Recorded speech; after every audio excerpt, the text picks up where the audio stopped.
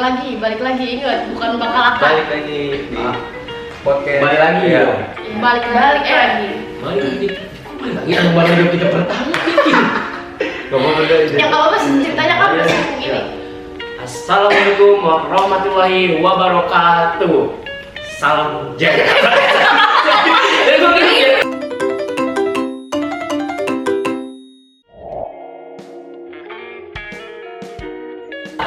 Assalamualaikum warahmatullahi wabarakatuh. Jaya. Kembali lagi di Nyore Podcast. Sebelumnya gua Fadil sebagai hostnya dan ini teman-teman gua Paki, Kofifa, Nadila dan Hadinda. Sebelumnya kita itu bakal yang namanya nge-podcast tentang apa sih Genbe. Kalian tahu gak sih Genbe? Tahu kan, yang jelas pasti Genbe itu adalah gerakan non-blok, merupakan organisasi internasional. Jadi Genbe juga adalah suatu tidak beraliansi dengan kekuatan besar dimanapun dan di dunia. Itu juga gerakan non-blok juga didirikan pada Perang Dingin untuk menghindari polarisasi. Polarisasi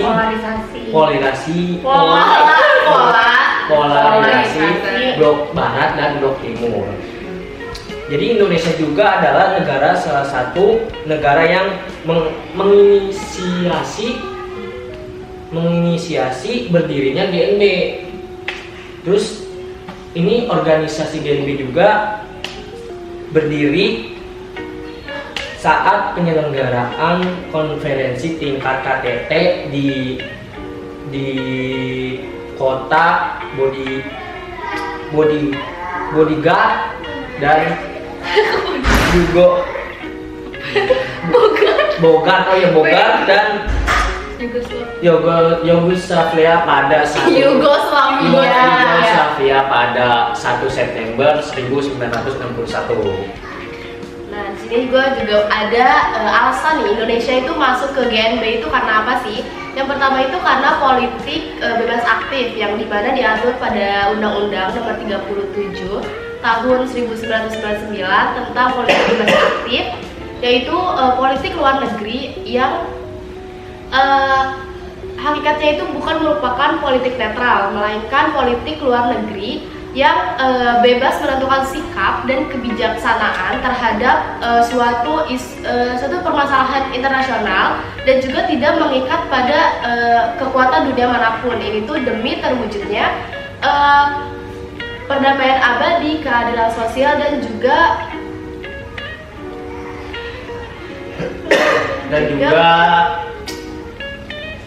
ketertiban dunia. Jadi tujuan GNB juga yang pertama itu membendung pengaruh negatif dari blok barat maupun blok timur ke negara-negara anggota GNB. Yang kedua, tujuannya juga mengembangkan rasa solidaritas di antara negara anggota dengan cara membantu memperjuangkan dan mengembangkan dalam mencapai persamaan, kemerdekaan dan kemakmuran. Yang terakhir, yang ketiga, tujuannya GNB juga turut serta meredakan ketegangan dunia akibat merebutnya pengaruh Amerika Serikat dan Uni Soviet dalam Perang Dingin.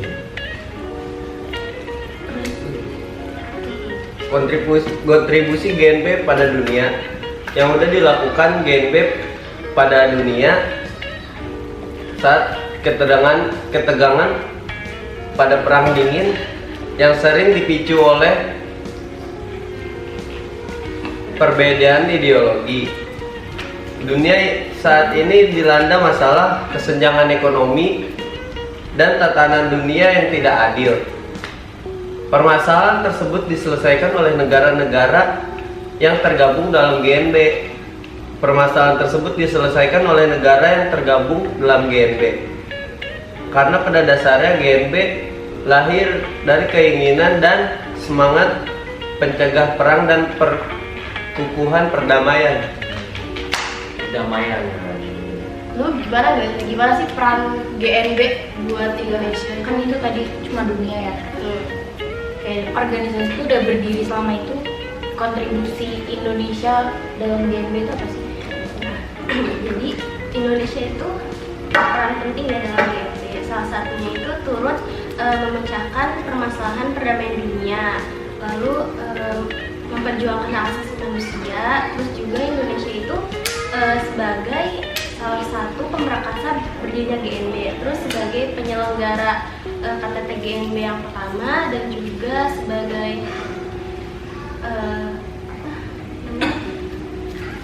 pengundang KTT GNB di Jakarta. Terus kalian tahu nggak sih kapan terakhir kali GNB dilaksanain? Sekitar nggak tahu deh. Jadi GNB itu kan masih berdiri sampai sekarang. Itu tuh terakhir dilaksanakan itu KTT yang ke-19 di Kampala, Uganda. Itu tuh dilaksananya pada tanggal 19 sampai 20 Januari 2024. Nah, isu apa aja sih yang dibahas di sana? Jadi Indonesia ini diwakili oleh Wakil Menteri Luar Negeri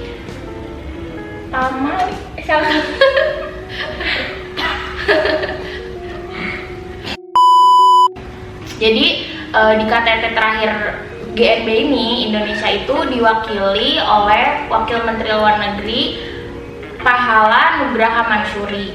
Nah, isu apa aja sih yang dibahas dalam GNB? Ini kan lagi panas-panasnya isu Palestina ya, sekarang di Gaza gitu. Jadi Indonesia itu diwakili oleh Pak Pahala aja punya tuh.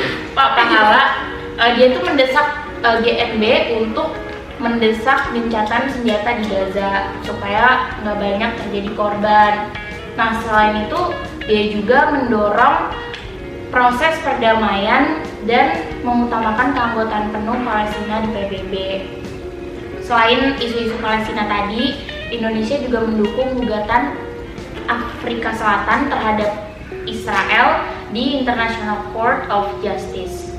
Nah, dari hasil KTT ini disepakati 4 dokumen, salah satunya deklarasi politik GNB yang mendukung terwujudnya perdamaian di Palestina. Tapi menurut kalian masih relevan nggak sih GNB dengan politik saat ini? Nah, menurut aku ya, tingkat relevansi GNB ini tergantung pada kebijakan masing-masing negara. Jadi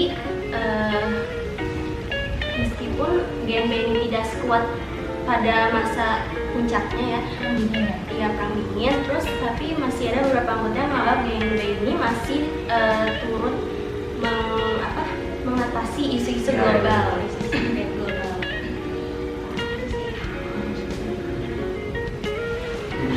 Jadi gitu teman-teman ya, untuk kita podcast hari ini tentang gerakan non-blok itu ya teman-teman. Tapi bentar, anggota-anggota gerakan non-blok itu negaranya apa aja?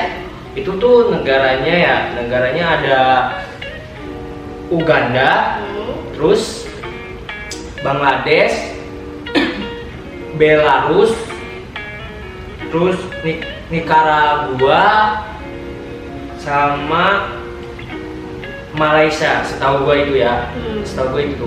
Kok enggak dua lagi itu apa ya? Oh, ingat gue dua lagi itu adalah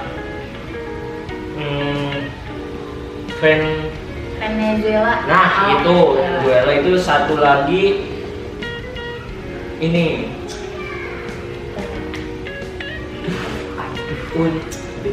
empat. Salah. Tapi satu lagi